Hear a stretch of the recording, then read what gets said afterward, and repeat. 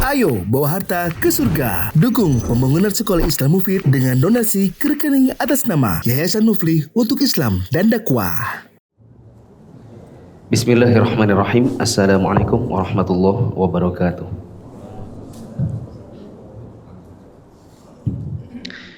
Alhamdulillahirabbil alamin wassalatu wassalamu ala asyrafil anbiya'i wal mursalin wa ala alihi wa ashabihi ajma'in.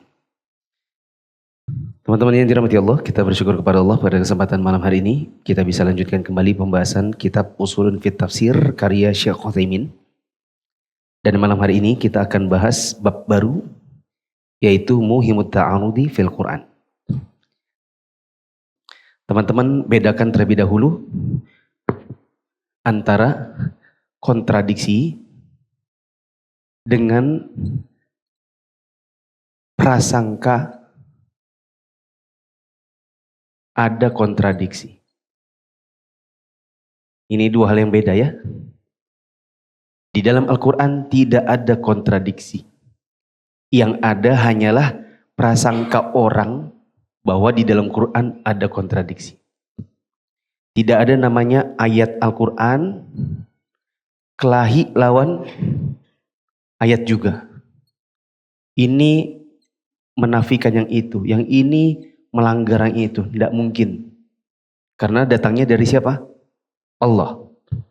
Tapi kalau ayat lawan ayat lalu dikira orang ada kontradiksi, iya ada. Tapi di sini yang salah bukan ayatnya, tapi siapa? Orangnya yang mengira begitu. Mari kita baca. Muhimut ta'arudi fil Quran.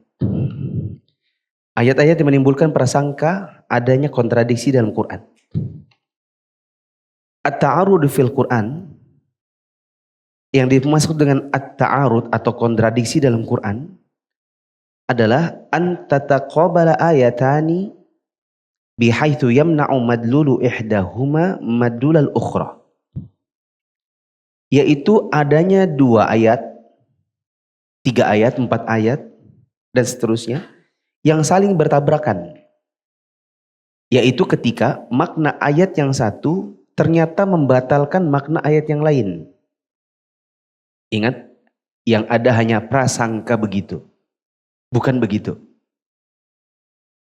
Mithlu an takuna ihdahuma musbitatan li syai'in wal ukhra nafiyatan lahu. Sebagai contoh, andaikan ada ayat yang satu maknanya menetapkan sesuatu, sementara ternyata ada ayat yang lain yang justru menafikannya. Ini sebagai jembatan pemahaman, misalnya. Misalnya saya ngomong. Saya waktu S2 itu di Saudi. Di kali yang lain saya bilang, saya S2-nya itu di Yaman. Apa iya ada orang S2 sama-sama S2, tapi negerinya berbeda? Mungkin atau tidak? Mungkin aja. Mungkin saja. Tapi menimbulkan prasangka atau tidak? Orang mungkin akan timbul prasangka. Katanya Saudi. Kenapa katanya Yaman? Oh, padahal ternyata yang offline Saudi, yang Yaman online. Mungkin nggak? Jadi di sini butuh nanya. Karena memang perkataan ini dua seolah-olah bertentangan, menimbulkan prasangka. Aslinya bukan kontradiksi. Cuman ya menimbulkan prasangka kalau ndak nanya. Wala yumkinu an yaqa'a at-ta'arudu baina ayataini madluluhuma khabariyun. Tidak mungkin terjadi kontradiksi antara dua ayat yang madlulnya atau kandungannya adalah khabari. Khabari itu artinya berita. Kalau versi Indonesianya kabar. Kabar itu mengadopsi dari bahasa Arab, yaitu khobar. Khobar itu kabar. Tidak mungkin ada dua ayat, dua-duanya isinya kabar lalu bertabrakan. Tidak mungkin. Kenapa? Li'annahu yalzamu kaunu ihdahuma kadziban. Karena Jika ada dua ayat berisi berita dan dua berita ini saling bertentangan, konsekuensinya berarti salah satu dari dua ayat tersebut berisi berita bohong. Kalau ternyata isinya sama-sama kabar malah bertentangan. Wa huwa mustahilun fi akhbarillahi ta'ala. Yang demikian itu adalah mustahil jika terkait kabar berita dari Allah Ta'ala. Kalau muflih yang ngomong mungkin dia lupa, mungkin dia bohong. Tapi kalau Allah yang bilang maka mustahil.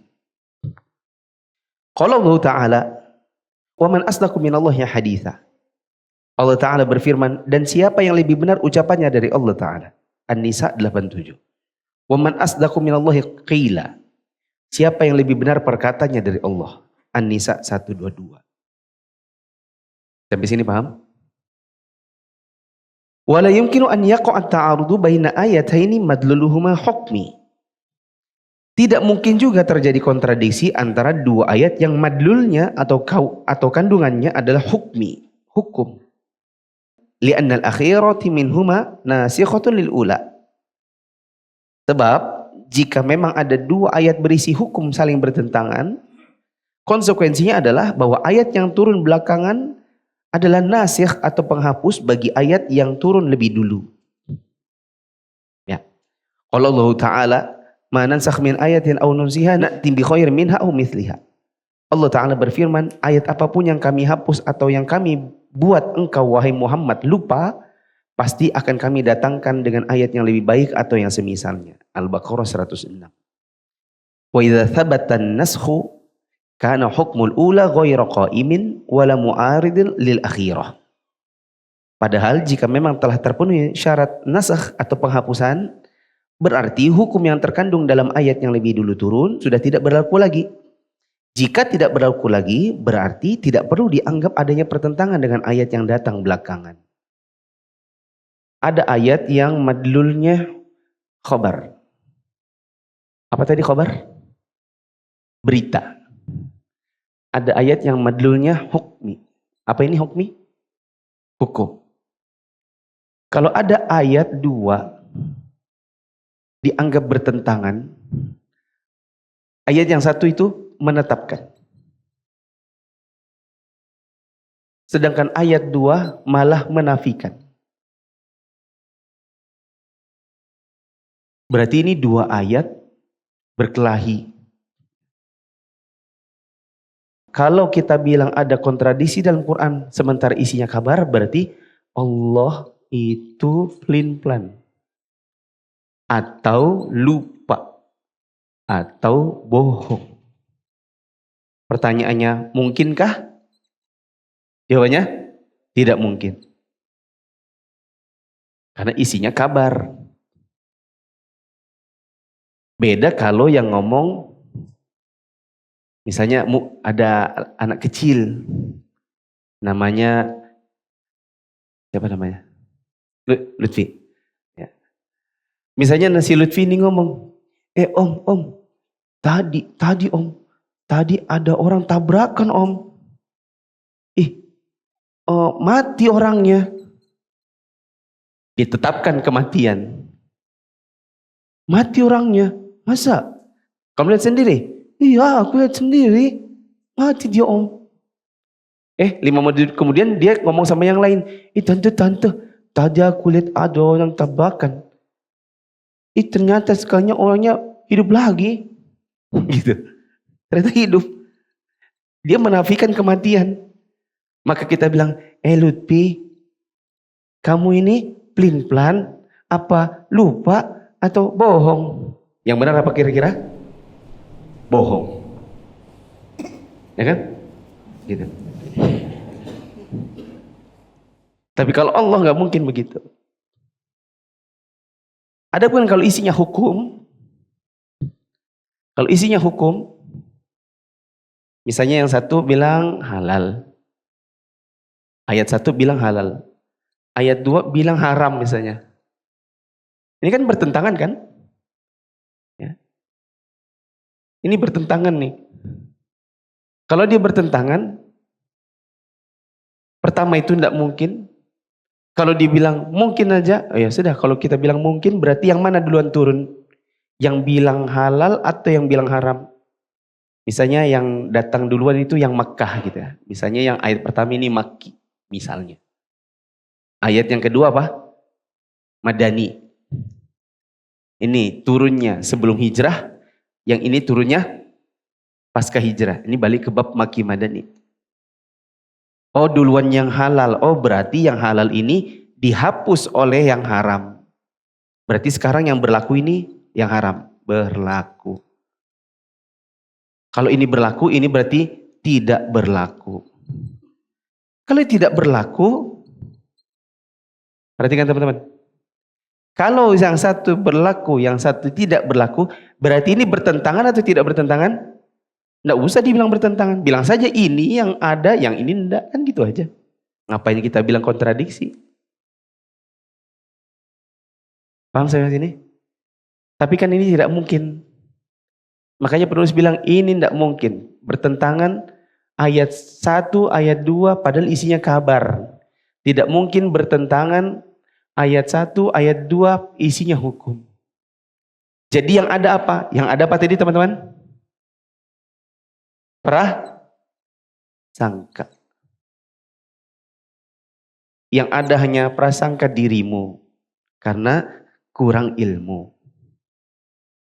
Wa idza ra'aita ma yuhimu ta'arudha min dzalika, ketika kamu menemukan ayat-ayat yang nampak seolah-olah menimbulkan adanya kontradiksi atau menimbulkan prasangka adanya kontradiksi, fahawilil jam'a bainahuma, usahakan untuk mengkompromikan kedua ayat tersebut. Dikompromikan, dijamak namanya. Fa illam yatabayyan laka, jika belum jelas bagimu atau karena kurangnya ilmumu kamu tidak tahu cara mengkompromikannya, karena belum sampai kemampuanmu untuk menuju ke situ karena baru ngaji, wajib 'alaika tawaqqufu. Kalau begitu wajib bagimu tawakuf. Apa itu tawakuf? Menahan diri dari berpendapat sendiri. Tidak boleh nafsirkan sendiri. Kalau bingung, belum sampai makomnya, belum ngerti bagaimana cara jamaknya, maka jangan bilang, oh ini menurutku. Nanti antum berdosa. Kenapa berdosa? Berbicara tanpa ilmu. Wa takilal amra ila alimih. Kewajibanmu adalah menyerahkan perkara ini kepada ahli ilmu yang mengetahuinya. Tanya sama masyayikh. Wa qad dzakara ulama'u amthilatan katsiratan lima yuhimu ta'arudha. Para ulama menyebutkan banyak contoh ayat-ayat yang disangka orang kontradiktif. Ayat-ayat yang dikira orang menimbulkan kontradiksi. Atau ayat-ayat yang menimbulkan prasangkaan adanya kontradiksi. Bayanul jam'a fi dzalika. Para ulama menjelaskan bagaimana cara mengkompromikan kerancuan-kerancuan kontradiksi tadi. Wa min ajma'i ma ra'aitu fi hadzal mawdu'i kitabu Daf'u ihamil ittirabi an ayil kitabi. Salah satu dari buku yang saya penulis nilai sejauh yang saya pernah lihat, sejauh yang saya pernah baca, saya nilai paling lengkap membahas masalah ta'arud ini adalah kitab Daf'u ihamil ittirab an ayatil kitab. Kalau di Indonesia kan judulnya membantah prasangka adanya kontradiksi dalam ayat-ayat kitab Al-Quran, yang merupakan Syekh Muhammad Al-Amin Asy-Syanqiti rahimahullahu ta'ala. Karya Syekh Muhammad Al-Amin Asy-Syanqiti rahimahullahu ta'ala. Ini dikasih rujukan. Sekarang kita mulai contoh-contohnya. Famin amthilati dzalik. Contoh ayat-ayat yang dikira memiliki kontradiksi. Qauluhu ta'ala fil Qur'an. Misalnya firman Allah Ta'ala dalam Al-Quran ada 2 ayat. Hudal lil muttaqin, Al-Baqarah ayat 2. Dan syahrul Ramadan alladzi unzila fihil Qur'an hudal linnas, Al-Baqarah 185. Ada ayat yang bunyinya petunjuk bagi orang yang bertakwa, Al-Baqarah ayat 2. Ada ayat bulan Ramadan adalah bulan yang diturunkan di dalamnya Al-Quran sebagai petunjuk bagi manusia, Al-Baqarah 185. Faja'ala hidayatal Qur'ani fil ayatil ula khassatan bil muttaqin wa fi thaniyati 'ammatan linnas. Dalam ayat yang pertama, hidayah atau petunjuk Al-Quran Allah jadikan khusus untuk orang yang bertakwa. Tapi di ayat yang kedua Allah jadikan umum untuk seluruh manusia. Nah, ada ayat, sini dua ya. Ayat ini khabari. Allah bilang Quran itu hudan lil muttaqin. Di ayat yang berapa tadi? Di surat apa tadi? Al-Baqarah ayat 2. Satu lagi, hudan linnas. Ini yang ayat ke berapa? 185.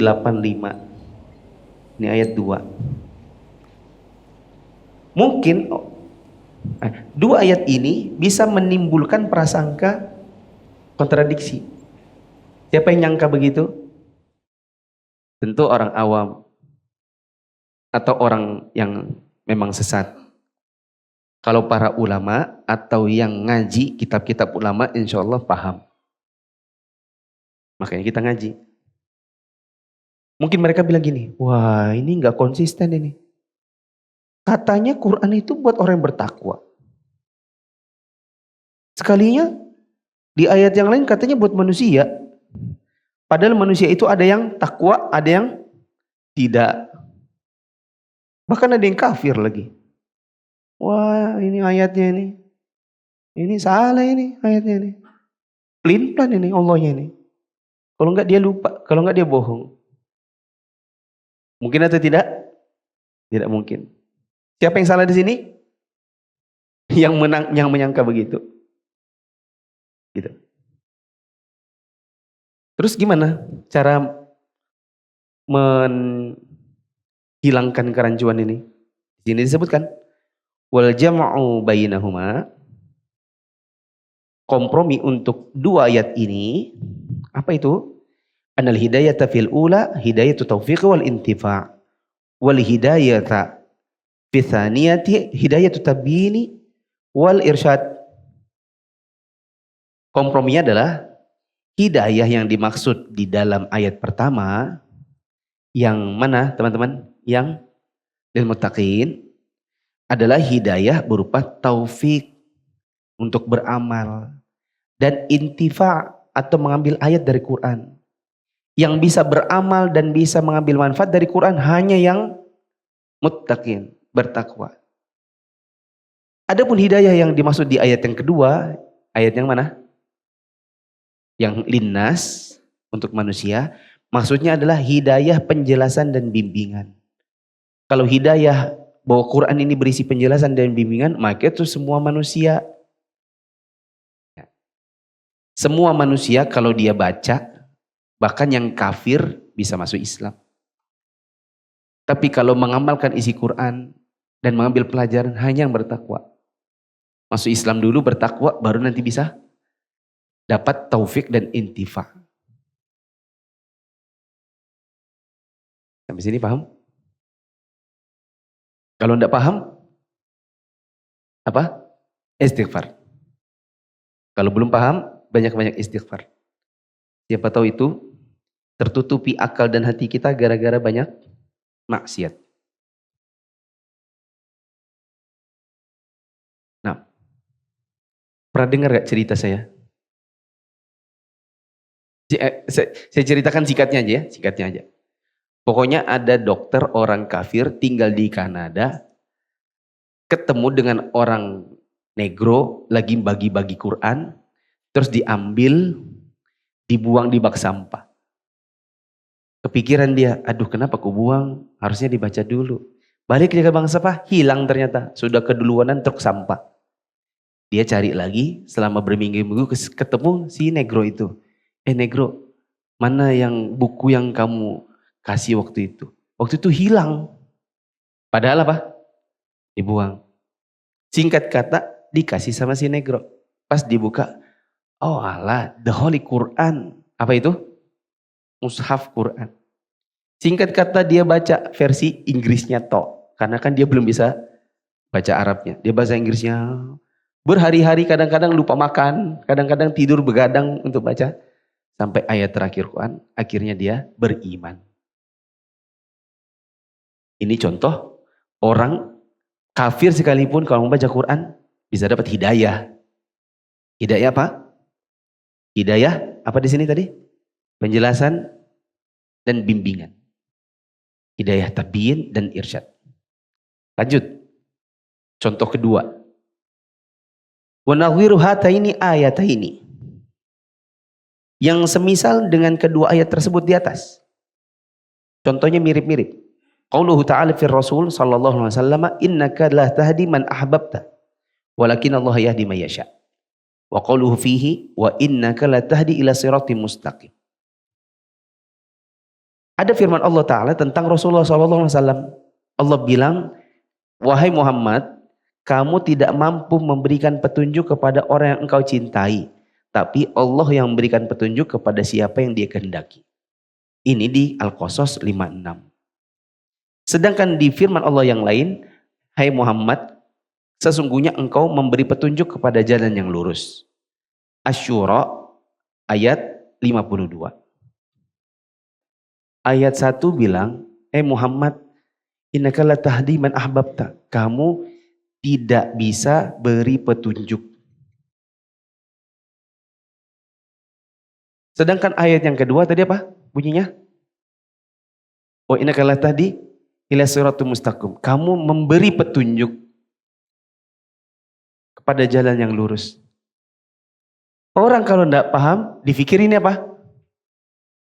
Dipikir apa? Kontradiksi. Tapi balik lagi, tidak ada yang namanya kontradiksi. Yang ada hanya sangkaan kontradiksi. Kata yang awam ini, tapi katanya, Muhammad, kamu tidak bisa beri petunjuk. Ya berarti Nabi nggak bisa bertunjuk dong. Yang kasih petunjuk itu Allah. Ya kan tadi walakin Allah yahdi may yasha. Allah yang kasih petunjuk, bukan Muhammad. Loh tapi ini Allah yang bilang. Ya berarti Allahnya pelin-pelan. Masa Allah pelin-pelan? Ya udah kalau gitu Allah lupa. Kalau enggak bohong. Mungkinkah ini? Tidak mungkin. Jadi bagaimana? Saya baca. Fal-ula hidayatu taufiq, wa tsaniyatu hidayatu tabyin. Cara mengkompromikan untuk kedua ayat di atas adalah hidayah yang dimaksud dalam ayat yang pertama, ayat yang mana? Al-Qasas 56, maksudnya adalah hidayah taufik. Adapun hidayah yang ada di ayat kedua, maksudnya adalah hidayah penjelasan. Sama kayak tadi itu. Yang tadi yang hudalil muttaqin itu hidayah taufik. Sedangkan yang satunya hidayah irsyad. Oh teman-teman perlu tahu juga nih. Lihat. Hidayah itu ada dua teman-teman. Ada yang disebut dengan hidayatul taufik. Ada yang disebut dengan hidayatul irsyad. Taufik ini datangnya dari Allah. Allah kasih Islam, iman kepada siapa yang Allah kehendaki. Sedangkan kalau cuma ngasih penjelasan, ini selain Allah juga bisa. Nabi bisa. Kita bisa nggak? Bisa. Ya, Ustadz bisa. Suami ngasih penjelasan sama istrinya. Orang tua ngasih penjelasan sama anaknya. Sedangkan taufik itu hanya dari Allah. Paham? Nah yang tadi yang lil muttaqin maksudnya adalah hidayah taufik. Kalau itu hanya Allah. Ya, Allah kasih kepada orang-orang bertakwa. Sedangkan kalau cuma ngasih penjelasan, maka ini bisa berlaku umum. Adapun dalam kasus ini, Nabi tidak bisa beri petunjuk yang mana? Taufik. Sedangkan yang Allah kasih yang mana? Nah, sedangkan yang Allah centang di sini taufik. Artinya taufik datangnya dari Allah. Sedangkan yang di sini Nabi bisa beri petunjuk. Maksudnya petunjuk yang mana? Yang irsyad. Ngomong-ngomong, Teman-teman pasti tahu lah ya, petunjuk itu hidayah toh. Jangan nanti, maksudnya apa sih? Katanya hidayah. Terus kalau jadi petunjuk, petunjuk itu apa? Hidayah. Takutnya nanti ada yang bingung. Sampai sini paham? Sebagai bukti, Nabi itu dakwahi pamannya. Siapa pamannya? Abu Thalib. Abu Thalib dapat hidayah enggak? Hah? Iya. Abu Thalib dapat hidayah enggak? Tergantung hidayah yang mana dulu. Kalau taufik biar dia beriman dapat enggak? Enggak. Tapi dapat hidayah penjelasan enggak dari Nabi? Dapat. Siapa yang bikin dia enggak dapat hidayah taufik? Allah. Karena Allah enggak kasih. Makanya waktu Nabi itu berusaha mendakwahi, kemudian Abu Thalib mati kafir, kemudian Nabi nangis, ya, Nabi sedih. Nah turun ayat ini tadi. Yang tadi yang mana? Yang ini. Innaka latahdi man ahbabta walikanallahu yahdi man yasha. Al-Qasas berapa tadi? Berapa? 56.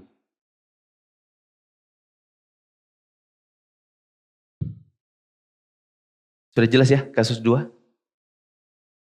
Kasus 3. Wa min amthilati dzalika qauluhu ta'ala syahidallahu annahu la ilaha illa huwa wal malaikatu wa ulul ilm wa qauluhu ma min ilahin illallah wa qauluhu fala tad'u ma'allahi ilahan akhar wa qauluhu fama aghnat anhum alihatumul lati yad'una min dunillahi min syai' lamma jaa amru rabbik wa mazaduhum ghairu tatbib. Ada beberapa ayat yang mungkin menimbulkan prasangka adanya kontradiksi. Yaitu firman Allah Ta'ala. Allah menyatakan bahwa tidak ada sesembahan yang berhak disembah selain Allah. Firman Allah, tidak ada sesembahan yang benar kecuali Allah. Ada firman Allah, bunyinya, janganlah engkau menyeru sesembahan lain di samping sembah Allah. Ada juga firman Allah, karena itu tidaklah sesembahan yang mereka sembah selain Allah mampu menolong mereka sedikit pun ketika telah datang keputusan atau azab Rabbmu. Sesembahan-sembahan itu tidaklah menambah kecuali kebinasaan belaka. Kata penulis, fafil ayataini al-ulayaini nafyul uluhiyati amma siwallahi ta'ala wa fil ukhrayaini itsbatul uluhiyati li ghairihi. Dua ayat yang pertama, yang mana teman-teman? Ali Imran 18 sama 62. Dua ayat ini di dalamnya dinafikan sifat uluhiyah atau sesembahan bagi yang selain Allah. Sedangkan di dua ayat berikutnya, ayat yang mana? Asy-Syu'ara 213, satu lagi? Hud 101. Justru seolah-olah ditetapkan sifat uluhiyah untuk yang selain Allah. Ayat 1 dan 2. Yang 2 yang pertama, surat apa tadi? Ali Imran. Yang 2 pertama, itu menafikan uluhiyah untuk yang selain Allah. Artinya tidak ada sesembahan. Tidak ada sesembahan selain Allah. Sedangkan ayat yang ketiga dan keempat, seolah-olah ada sesembahan selain Allah. Kata orang yang bingung, wah ini nggak nyambung nih. Ini bertentangan nih ayatnya nih. Katanya tadi tidak ada sesembahan selain Allah. Kenapa kok di ayat yang berikutnya dan berikutnya ada sesembahan selain Allah? Coba dibaca lagi. Ayat yang pertama bilang, Allah menyatakan tidak ada sesembahan yang berhak disembah selain Dia. Betul? Berarti ada atau tidak uluhiyah untuk yang selain Allah? Tidak ada. Di Ali Imran 62 Allah bilang tidak ada sesembahan yang benar kecuali Allah. Berarti ada tidak uluhiyah untuk yang selain Allah? Tidak ada. Tapi di Asy-Syu'ara ayat 213, janganlah engkau menyembah sesembahan yang selain Allah.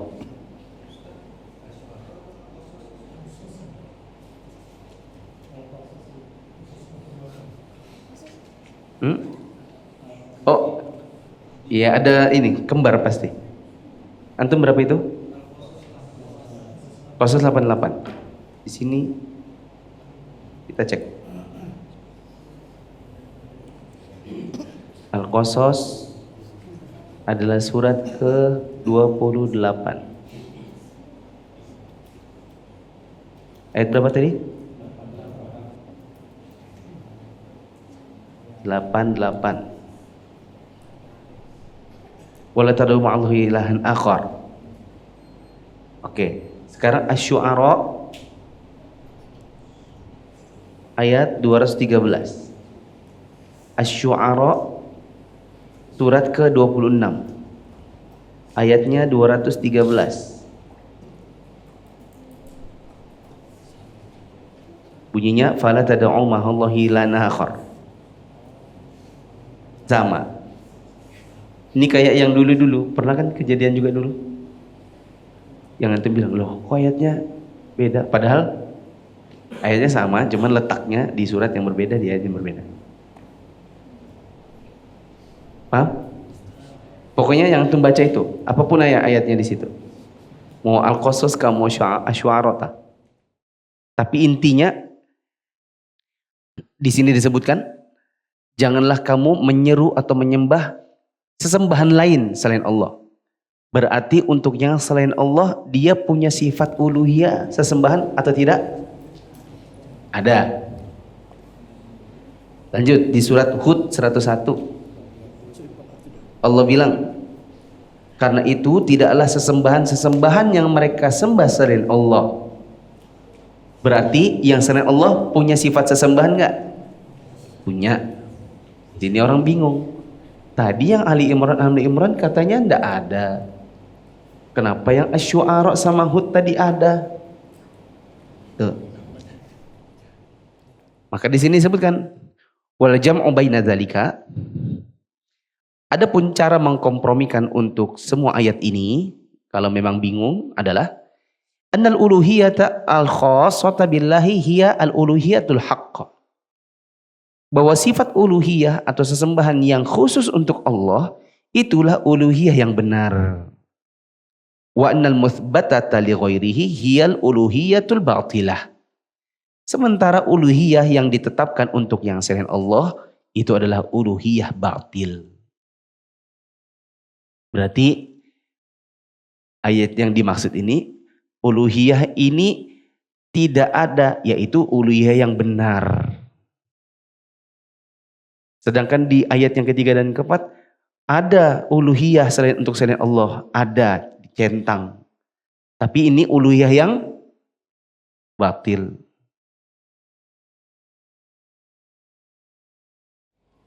Karena saya tanya, Isa itu Tuhan bukan? Tuhan. Siapa yang bilang Isa bukan Tuhan? Tapi Tuhan yang batil. Itulah maksudnya. Ini saya pernah debat dengan, ya enggak debat-debat amat sih. Tapi antum bayangkan saya waktu itu usianya kira-kira 21. Berarti wajahnya kayak siapa? Kayak Lutfi ya? Nah, cuman waktu itu saya masih kurus, masih enggak ada jenggotnya. Ya. Sementara yang di depan sini, Ustadz tuanya Balikpapan. Berulang kali Ustadz itu bilang, tidak ada Tuhan selain Allah, tidak ada Tuhan selain Allah. Tiada Tuhan selain Allah. Tiada Tuhan selain Allah. Maka di sesi tanya saya, Ustaz, boleh koreksi? Namanya usia 21 ya. Usia 21 darahnya itu apa? Darahnya itu suka mendidih gitu. Apalagi baru ngaji. Oh, kayak pengen apa namanya? Pengen bantah gitu. Ustaz, maaf. Yang saya tahu tidak ada, la ilaha illallah itu bukan tidak ada Tuhan selain Allah. Yang benar itu tidak ada sesembahan yang benar selain Allah. Isa itu Tuhan bukan Ustaz? Bukan, Tuhan. Buat orang Nasrani itu Tuhan. Tapi apakah dia Tuhan yang sah, yang benar atau yang batil? Gitu Ustaz. Mungkin Ustaznya juga bingung. Soalnya Ustaz yang saya bantah, kebetulan temannya bapak saya. Mungkin kalau nggak ada bapak, anakmu udah kurang ajar ini. baru pulang kuliah aja songong betul.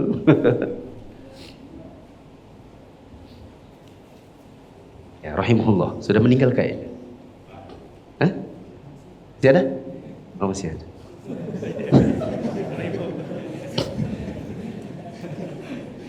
Intinya saya mau luruskan gitu.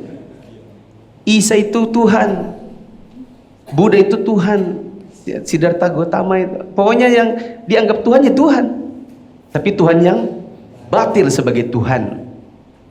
Sedangkan yang punya hak untuk disembah hanyalah Allah. Gitu teman-teman. Ya. Jangan antum bilang Isa bukan Tuhan. Tuhan, tapi Tuhan batil. Liqaulihi ta'ala, ini berdasarkan firman Allah Ta'ala. Dzalika bi anna Allaha huwal haqqu wa anna ma yad'una min dunihi huwal batil. Ini jelas nih, Al-Hajj 62 ini benar-benar terang benderang. Itu dikarenakan Allah adalah yang maha benar, sedangkan semua yang mereka sembah selain Allah adalah batil. Wa anna Allaha huwal aliyyul kabir. Dan Allah maha tinggi lagi maha besar. Lanjut contoh berikutnya. Wa min amthilati dzalik qauluhu ta'ala. Qul innallaha la ya'muru bil fahsya. Terus wa qauluhu wa idza aradna an nuhlika qaryatan amarna mutrafiha fafasaqu fiha fahaqqa 'alaiha al-qaul fadammarnaha tadmira. Contoh lain adalah firman Allah Ta'ala Al-A'raf 28. Katakanlah sesungguhnya Allah tidak memerintahkan hal yang keji. Sementara ada firman satu lagi, dan jika kamu hendak membinasakan suatu negeri, maka kami perintahkan kepada orang-orang yang hidup mewah di negeri itu agar mereka berbuat fasik. Sehingga ancaman pantas berlaku untuk mereka, hingga kami hancurkan negeri itu sehancur-hancurnya. Kata penulis, fafil ayatil ula nafa an ya'murallahu ta'ala bil fahsya'i wa dhahir thaniyati anna Allah ta'ala ya'mur bima huwa fisq. Pada ayat yang pertama disebutkan Allah Ta'ala tidak memerintahkan berbuat keji. Di ayat yang kedua justru seolah-olah menunjukkan Allah Ta'ala memerintahkan berbuat fasik. Gimana ini? Ada orang yang biasanya yang suka begini-begini nih, yang suka nabrak-nabrakin ayat ini, orang-orang yang memang punya pemahaman menyimpang di bidang Quran. Ya, ada pemahaman-pemahaman sesat namanya pemahaman sipilis. Apa itu sipilis? Sekularisme, pluralisme, liberalisme ini suka nyampur-nyampur dengan hermeneutika. Ya, kayak sepaket gitu. Ayat ini salah nih, ayatnya otak bertentangan nih, gitu. Diutak-utik biar Al-Quran ini rusak begitu. Ayat yang satu, Al-A'raf 28. Al-A'raf 28. Ayat yang kedua, apa teman-teman? Apa di situ? Al-Isra ayat 16. Ayat yang satu bilang Allah tidak memerintahkan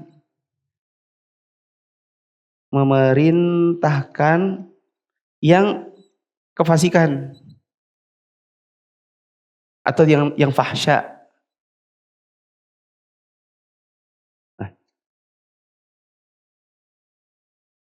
Sedangkan ayat yang kedua bilang, kalau Allah mau menghancurkan suatu negeri, Allah akan perintahkan. Untuk siapa? Orang-orang yang berbuat kemewahan atau orang-orang yang berbuat dusta, agar mereka melakukan kefasikan. Ya. Ayat 1 bilang Allah tidak perintahkan kefasikan atau fahsya, kekejian. Sementara ayat yang kedua bilang Allah perintahkan. Biar nanti Allah hancurkan. Berarti ayat ini bertentangan. Soalnya yang satu bilang tidak, yang satu bilang iya. Bagaimana menjamaknya? Nanti setelah azan. Azan dulu.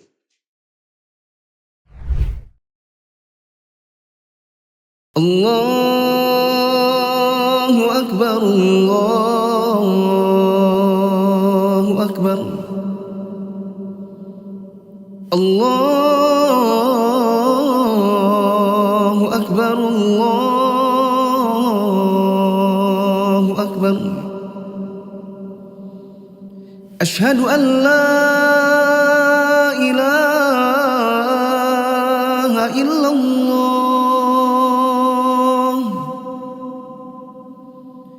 Asyhadu an la ilaha illallah.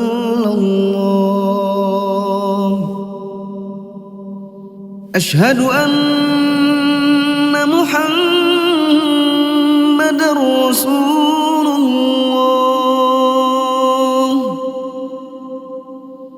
Asyhadu anna Muhammadar Rasulullah.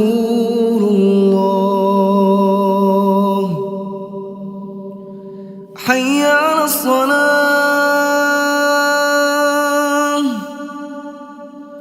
Hayya 'alas salah.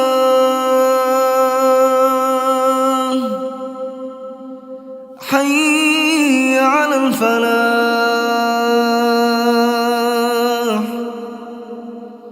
Hayya 'alal falah. Allahu Akbar, Allahu Akbar. La ilaha illallah.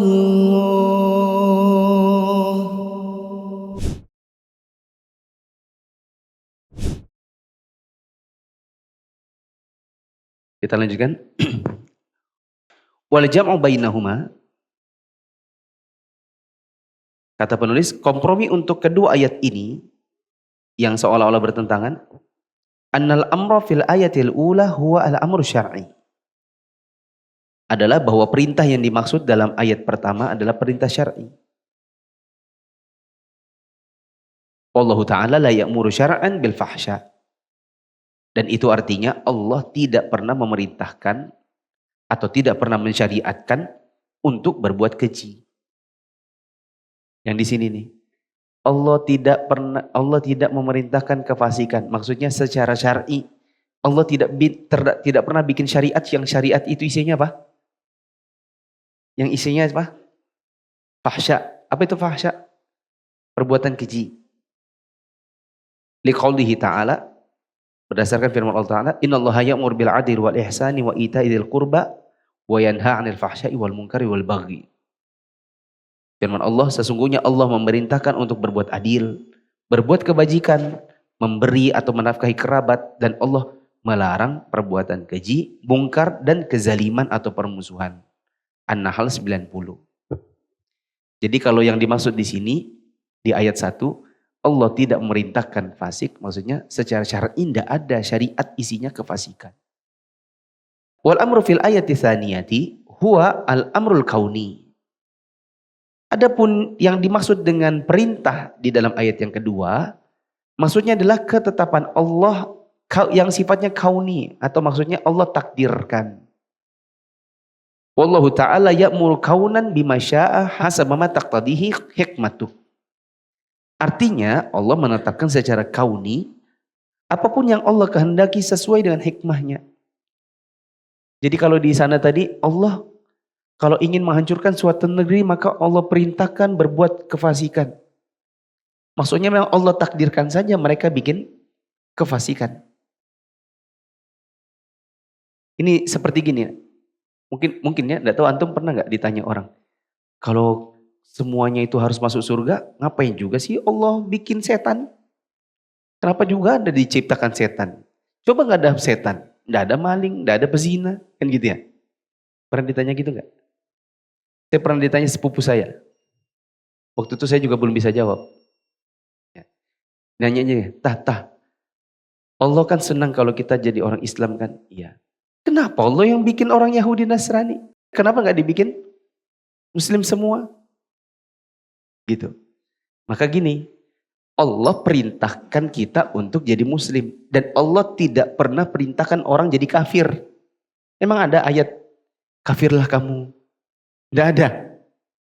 Tapi Allah takdirkan orang jadi kafir. Ada enggak? Bukan ada lagi. Ya ngomong begitu. Lanjutnya. Liqaulihi ta'ala innama amruhu idza arada syai'an ay yaqula lahu kun fayakun. Ini sesuai dengan firman Allah Ta'ala, sesungguhnya ketetapannya jika dia Allah menghendaki sesuatu, maka Allah hanya tinggal mengatakan jadilah, maka terjadi. Yasin 82. Sampai sini paham?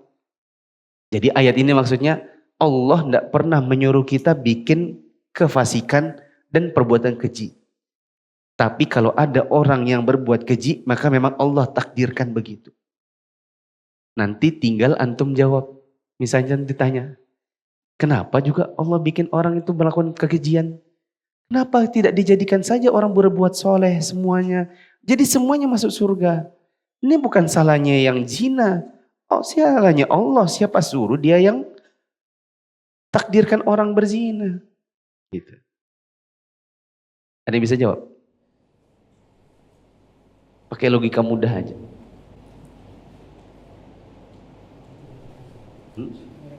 Ini salah satu jawaban paling tokcer. Sudah lama ngaji Mas ya? Ya, tinggal mengatakan la yus'alu amma yaf'alu hum yus'alun. Kalau kamu nanya kenapa ada orang kafir, kenapa orang zina, kenapa Allah ciptakan setan, kenapa? Kalau kamu nanya gitu, kita bilang nanti di hari kiamat kamu yang ditanya, bukan Allah yang ditanya. Tidak ada pengadilan di hari kiamat kepada Allah, nggak ada. Mari kita kumpulkan Allah sini. Terus ayo kita mau tanya, kenapa ada setan? Kenapa tidak semuanya aja dibikin jadi taat? Ayo, salahnya siapa? Tidak ada pengadilan begitu. Yang ada kita satu-satu dipanggil, lalu dihisap amalannya. Jadi nggak usah menggugat, karena yang digugat itu bukan Allah. Siapa? Kita. Kalau mau pakai logika mudah, bilang saja. Jawaban yang mungkin senada itu adalah kalau di kelas ada ujian. Kalau muridnya bilang, Bu, buat apa sih ujian Bu? Ibu pengen gak kami lulus? Pengen nak. Ya sudah lulusin aja semuanya. Lu usah pakai ujian-ujian apa? Kita bilang, oh enggak bisa. Ini adalah kebijakan yang menunjukkan kebijaksanaan sekolah. Untuk menunjukkan siapa yang belajar, siapa yang tidak. Siapa yang rajin, siapa yang malas. Kalau kami bikin kalian semuanya lulus, nanti semuanya tidak mau belajar. Paham?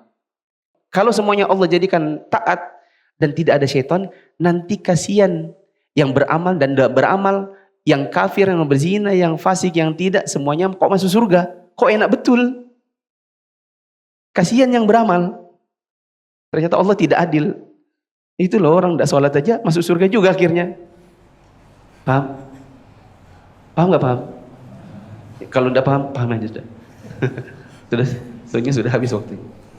Wa man rama ziyadata amthilatin falyarji ila kitab Syekh Asy-Syanqiti al-musyari ilaihi anifan.